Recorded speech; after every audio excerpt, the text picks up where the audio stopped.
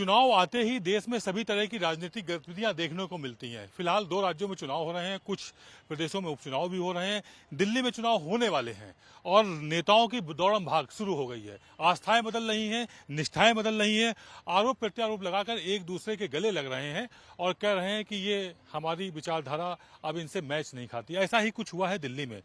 मंत्री रहे हैं परिवहन मंत्री कैलाश गहलोत, उन्होंने आम आदमी पार्टी के दामन छोड़ दिया है और तमाम सारे गंभीर आरोप लगाए। आप क्या कहना चाहेंगे? भैया ये देखिए, आरोप से कुछ नहीं होता। आरोप लगाने से तो वो है कि काम न करने का अपने जो अंदर कमियां हैं वो छुपा रहे हैं। आरोप से कुछ नहीं होता। काम करे, जनता के लिए काम करे। जो ये नेता लोग होते हैं ये बनाए जाते हैं जनता की सेवा के लिए, और यहाँ उल्टा काम क्या हो रहा है, जनता से सेवा करा रहे हैं। अब तो हम खड़े हैं यहाँ पे, हम कहाँ पे हैं? पार्क में। अब पार्क की हालत देखो, यहाँ कितनी गंदगी है। इन मुद्दों पे कोई बात करने को तैयार नहीं। मैं आपको बात बताऊं, मुद्दों पे बात करने को तैयार नहीं है, आरोप प्रत्यारोप करने लगते हैं। मुद्दों पे बात इसलिए नहीं करते ना क्योंकि उनको अपने मुद्दे छुपाने होते हैं। लोग अपनी जब कमियां छुपाते हैं तभी दूसरों पे इल्जाम लगाते हैं कि वो ऐसे नहीं करता, वो ऐसे नहीं करता। अगर वो खुद से काम करेंगे उनको दूसरों पे इल्जाम लगाने का मौका ही नहीं मिलेगा और जनता उनको खुद से ही वोट कर देगी।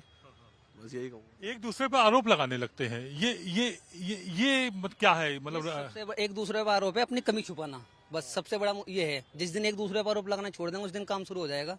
काम करें आरोप और ये एक दूसरे पे क्या करता है, वो अपना काम अपने तरीके से सही नहीं कर पाता।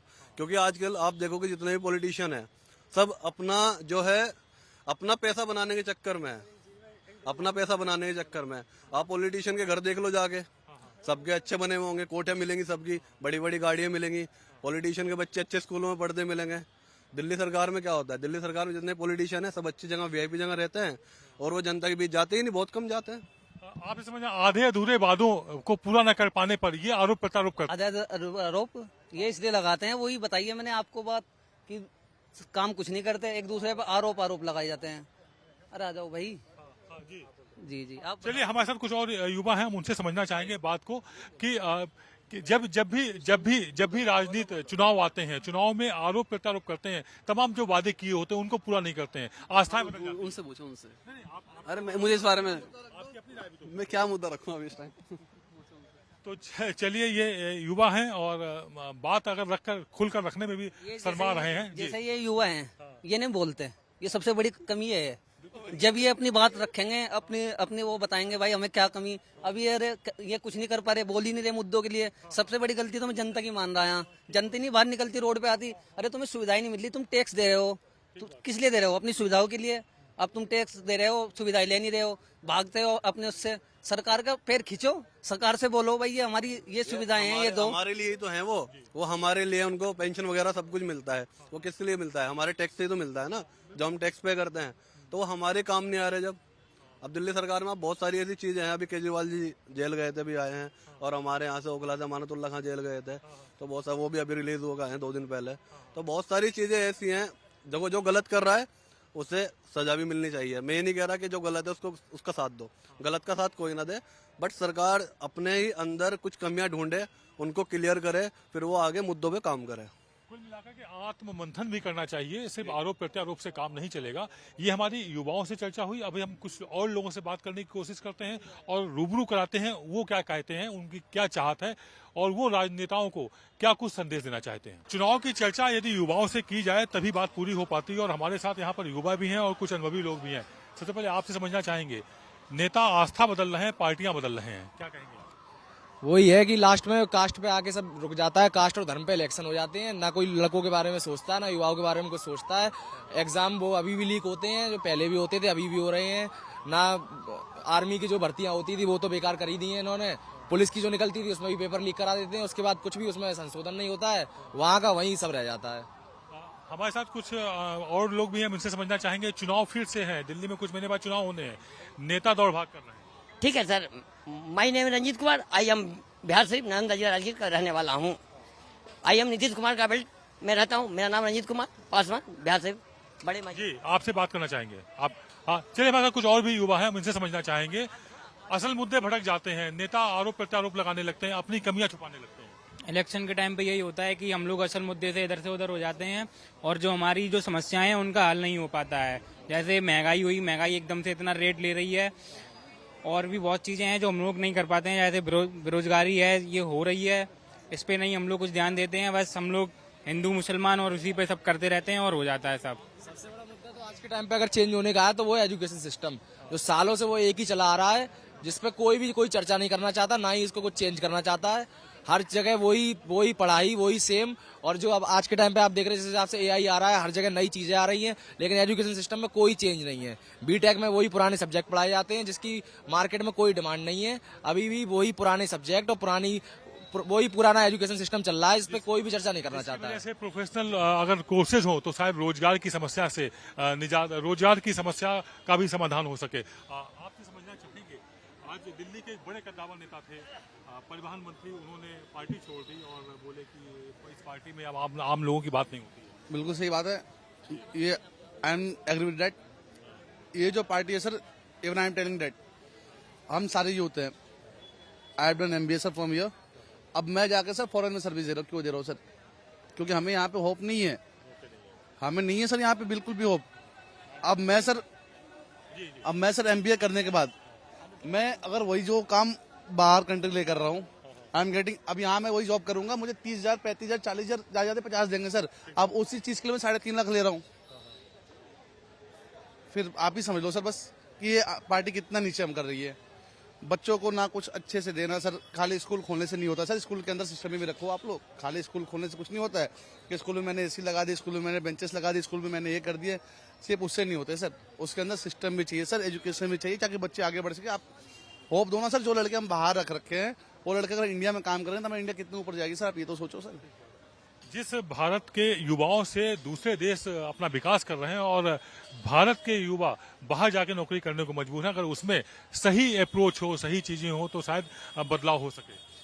आज के टाइम पे जैसे कॉलेज में ही देख लो कि कोई भी सिस्टम नहीं है कॉलेज में। अगर वो जैसे कॉलेज की कैपेसिटी है 1000 बच्चे लेने की, तो वो 4000 बिठा रही है, उसमें से जॉब दे रही है बस सिर्फ 100 को। लेकिन फीस का क्राइटेरिया कुछ गवर्नमेंट नहीं कर पा रही है। प्राइवेट कॉलेजों में मनमाई फीस चल रही है, ठीक है। वो वही 6,000 बच्चे बीटेक में है, जॉब मिल रही है 500 बच्चों को। उस पर एजुकेशन सिस्टम यहाँ जहाँ सब्जेक्ट चेंज होने चाहिए या कुछ भी होनी चाहिए, वही हमें फर्स्ट ईयर में वही पुराने सब्जेक्ट पढ़ाए जाते हैं 12th वाले, सेकंड ईयर में आके वही थोड़ा बहुत पढ़ाया जाता है, थर्ड ईयर में थोड़ा उसके लिए पढ़ा दिया जाता है, उसके बाद हमें सेल्स में डाल देते हैं। जो मेन जो पढ़ाई है वो कराते नहीं है, और इतनी मतलब तमाम फीस है, इसके बारे में कोई विचार नहीं है। अब प्राइवेट कॉलेज अपने हिसाब से सब कुछ चला रहे हैं, बच्चों की कुल मिला के सब मनमानी चल रही है और बच्चे अपने आप को ठगा हुआ महसूस करते हैं। नेता 5 साल में आते हैं, तमाम वादे करते हैं और चुनाव जीत के चले जाते हैं। बिल्कुल यही है कि हम लोगों का सोल्यूशन नहीं होता है, जो भी होता है बस अपना चुनावी टाइम में जैसे ही आता है वैसे ही एक्टिव हो जाते हैं, वादे करते हैं, चुनाव खत्म, सब खत्म। हमारा समस्या का जो हल है वो बिल्कुल नहीं हो पाता है, सॉल्यूशन नहीं देते हैं, बस अपनी डिबेट करते हैं, उन पे आरोप लगाए जाते हैं। अपोजिशन पार्टी रूलिंग पार्टी पे लगाती है, रूलिंग पार्टी अपोजिशन पार्टी पे लगाती है, यही होता है, डिबेट होती है और लेकिन उसका सॉल्यूशन नहीं मिलता है। सोल्यूशन नहीं मिलता, आरोप प्रत्यारोप का एक दौर सा चलता है चुनाव के वक्त और उसके बाद फिर नेता गायब हो जाते हैं। वही है, जब इलेक्शन का टाइम आता है तो वो बस ये दिखा देंगे कि हमने ये बनवा दिया है, वो बनवा दिया है। वही धर्म पे आ जाएंगे, धर्म पे, मंदिरों पे, इन सब चीजों पे उलझ के रह जाते हैं। देश के युवाओं के बारे में कुछ भी सोचना नहीं है, ना ही आगे कुछ करना है। आर्मी की खत्म करने के बाद भी कोई भी नई ऐसी कोई चीज नहीं निकाली जिससे युवाएं हमारे आगे किसी में जॉब कर सकें। नई जॉबें आ रही हैं, हर चीज प्राइवेट कर दी है। जो बच्चे मतलब जो कैपेबल हैं कि 50-60 हजार रुपए उठा सकते हैं, उन्हें वो सेल्स में डाल के वही 15-20 हजार रुपए उनकी सैलरी दे रहे हैं, जिस वजह से हर कॉलेज में ज्यादा से ज्यादा कॉलेज में बच्चे कहीं सुसाइड कर रहे हैं, कहीं कुछ कर रहे हैं। आपसे समझना चाहेंगे, पार्टी के नेता अपनी निष्ठा बदल रहे हैं।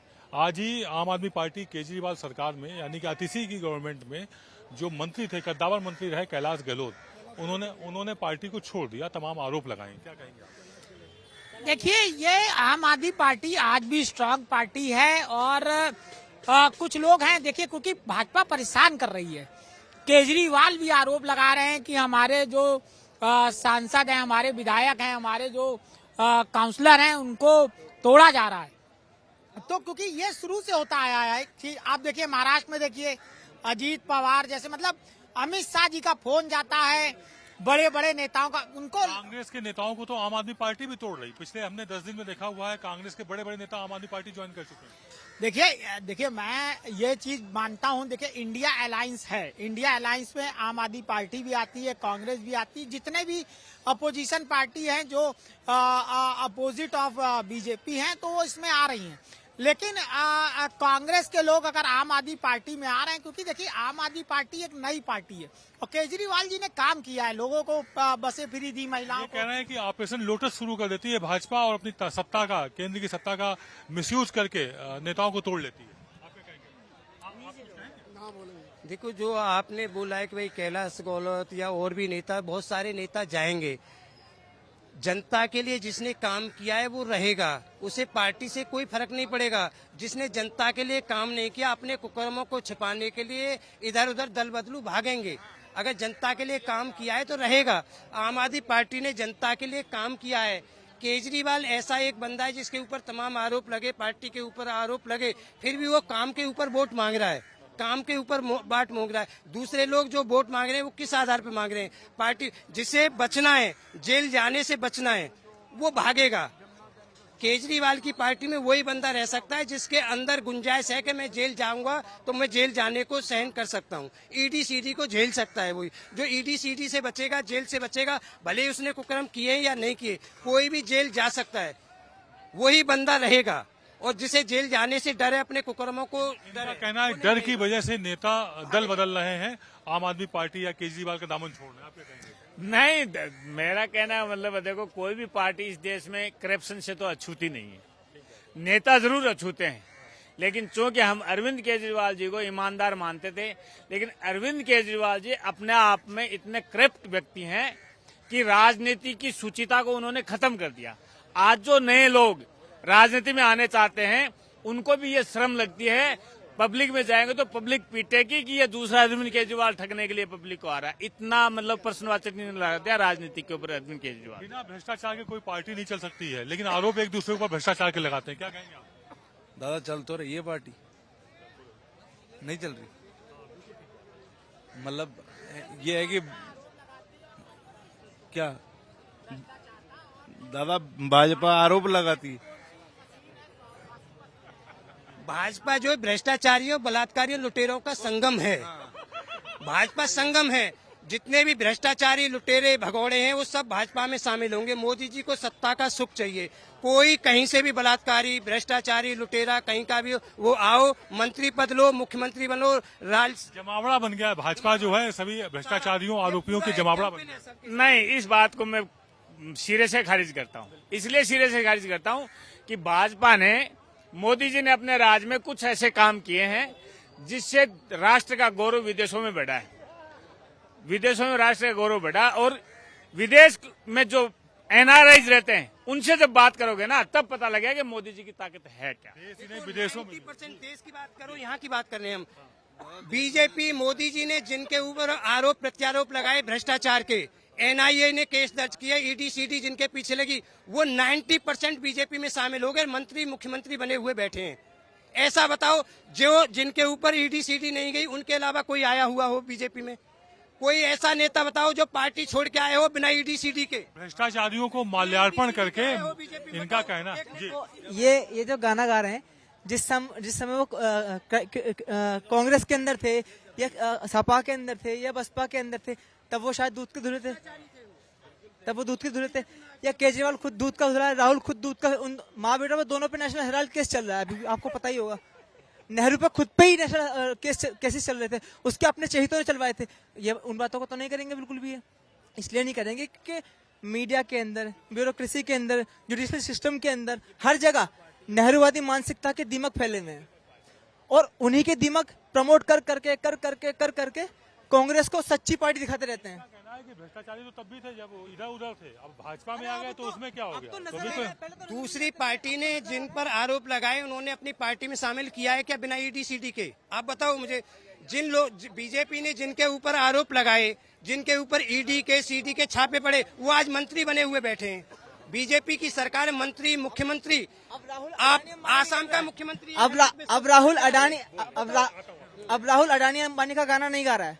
अब राहुल जो इलेक्ट्रोल बॉन्ड थे उसका गाना भी नहीं गा रहा है। क्यों? क्योंकि मुंह में भर दिया है अडानी अंबानी ने, जो भी भरा है मुंह में भर दिया है, इसलिए अब अपनी चुप्पी लगा के बैठा हुआ है। हरियाणा के चुनावों के बाद राहुल ने कार्टूनगिरी का डांस करना बंद कर दिया है। केजरीवाल भी अपने बिल में घुसा हुआ है, वो कहता था कि मैं बेटा हूं, उसकी बेटागिरी निकाल दी। सारी समस्या ये है कि अब जो चोर थे वो जिस लेवल पे चोरी करते थे अब उस लेवल पे चोरी नहीं कर पा रहे। चोरी तो अभी भी कर रहे हैं वो, लेकिन उस लेवल पे नहीं कर पा रहे हैं। बीजेपी में भी जो लोग गए हैं उनके ऊपर आरोप लगे हुए, वो केस चल रहे हैं। बीजेपी ने गलत किया उनको अपनी पार्टी में लेकर, बिल्कुल गलत किया है। तो अरे क्रिटिसाइज करना है ना, रैशनल वे पे करो ना। बीजेपी तो खुद कहती है हमें क्रिटिसाइज करो, लेकिन रैशनली। अंधे आशिक बन के क्रिटिसाइज किसी को भी नहीं किया जा सकता। नेहरू के जमाने में या इंदिरा के जमाने में, मनमोहन सिंह के जमाने में, मनमोहन सिंह के ऑफिस के अंदर ही आतंकवादी आके बैठते थे, उनका स्वागत होता था। कह रहे हैं कि कांग्रेस भी कोई दूध की धुली नहीं है, केजरीवाल भी दूध के धुले नहीं है। उन्होंने कहा कि चलो मान लिया कि वो केजरीवाल दिल्ली के अंदर एक ऐसा मुख्यमंत्री देश के अंदर पैदा हुआ है जो अपने काम, केजरीवाल भ्रष्टाचारी है, अत्याचारी है, सब कुछ है उसके अंदर है। केजरीवाल के अंदर सारे ऐब हैं।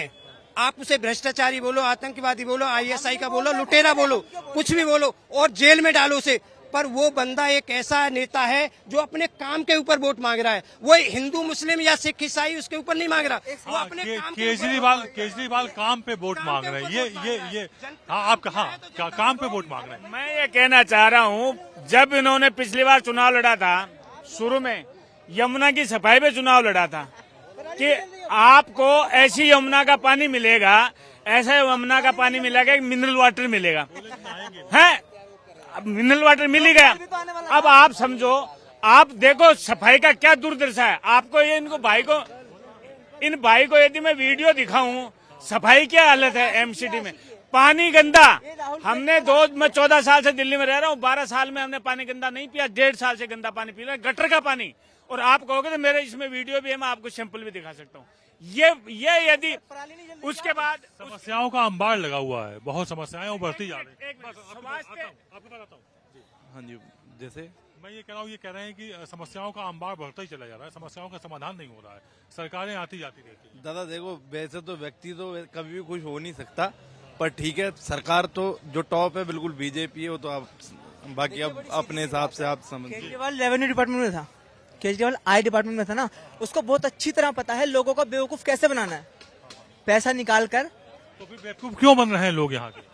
लोग बेवकूफ इसलिए बन रहे हैं क्योंकि लोगों को जो सालों से राजनीति में रोटी कपड़ा मकान की एक गाना गाया गया है ना, उसी गाने को इंदिरा ने गाया, उसी गाने को नेहरू ने गाया, उसी गाने को मोदी जी भी कुछ गा रहे हैं, उसी गाने को केजरीवाल गा रहा है, राहुल गा रहा है, सब उसी गाने को गा रहे हैं। मोदी भी तो 80 करोड़ को मुफ्त दे रहे हैं अनाज, और उसके बाद कह रहे हैं कि पैसे भी लो, बेरोजगारी भत्ता और पता नहीं वृद्धा। पैसे कहाँ दे रहे हैं मोदी? पैसे किसको दे रहे हैं? महाराष्ट्र में वादा किया हुआ है कि पैसे देंगे हम। तो मैं तो पहले लाडली योजना क्या है मध्य प्रदेश की? कह रहा हूँ, अरे मैं पहले ही कह रहा हूँ, ये योजना मोदी कोई नए पिटारे में से निकाल के नहीं लाए। ये योजना जो कांग्रेस के टाइम पे भी चल रही थी, वो योजना चल रही थी। क्यों मिलना ना मिलना छोड़ो यार। आप कुछ बताओ मुझे कि किसको पैसे चाहिए? सबको रोजगार चाहिए, किस भिखारी को पैसे चाहिए यहाँ पे? है ना? दिल्ली में कुछ लोग ऐसे हैं जिनको पैसे भी चाहिए। नहीं, पैसे किसी को नहीं चाहिए, आपको पैसे चाहिए। उसका टिकट का किराया भी फ्री में चाहिए। क्यों चाहिए आप बताओ? पैसे चाहिए। अच्छा, इसको नहीं चाहिए, बाकी सबको चाहिए, इसको नहीं चाहिए। अरे ले रहे हैं लोग, चाहिए क्या? नेता अपनी आस्था बदल रहे हैं और बता रहे हैं कि नहीं अब आप ओडी का नहीं चाहिए, किसी को फ्री में नहीं चाहिए, ठीक है? सबको अपनी मेहनत का चाहिए। ईमानदार लोग हैं यहाँ पे, इस देश में ईमानदार लोग रहते हैं। आप बताइए हाँ या ना? पार्टी अगर लोग ईमानदार हैं तो पार्टी के नेता जो वादा करते हैं और जो प्रॉमिस करते हैं, तमाम वादे करके सत्ता पे आ जाते हैं और उसके बाद लोग अपने आप को ठगा हुआ महसूस करते हैं। हम उसकी बात कर रहे हैं। नहीं, ठगा तो है ही है। देखो, जितने भी लोग होते हैं, जितने भी ये आप मान लो कि पॉलिटिशियंस होते हैं, वो ज्यादातर लोग जो होते हैं वो ठगने के काम करते हैं। उनका काम ही यही है। आप जैसे मैं मान लो स्टेटमेंट मान लूं, एक आदमी ने बोला कि एक जो स्टेटमेंट उन्होंने दी थी, और उन्होंने कहा था कि जो अमित शाह ने बोला था कि वो तो एक जुमला होता है, वो तो खुद ही बोल रहे हैं। तो ये थी हमारी खास बातचीत दिल्ली के लोगों से, जिन्होंने खुलकर अपनी बातें रखी और कहा कि नेताओं का काम ही है लोगों से वादे करना, और उन वादों के बाद अब जनता का विश्वास है, जनता की जिम्मेदारी बन जाती है या जनता के ऊपर वो कितने कुछ वादे पूरे कर पाते हैं या नहीं कर पाते हैं। ये हर चुनाव में देखने वाली बात होती है और लोग खुद को ठगा हुआ ही महसूस करते हैं। कैमरा पर्सन राजू के साथ आदित्य द्विवेदी, लाइव टाइम्स, दिल्ली।